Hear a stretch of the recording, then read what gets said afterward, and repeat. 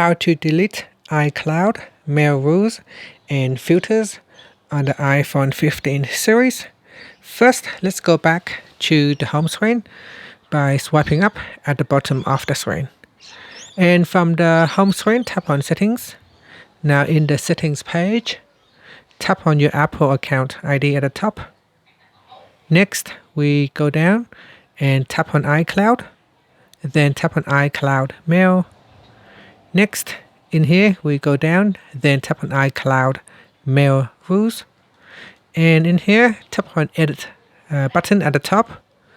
And this will allow us to go into the Edit screen and remove the rules. So here, tap on the Delete button, then tap on Delete.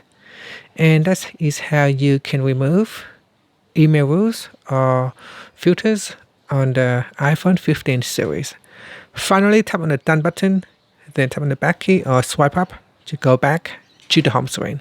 Thank you for watching this video. Please like and subscribe to my channel for more videos.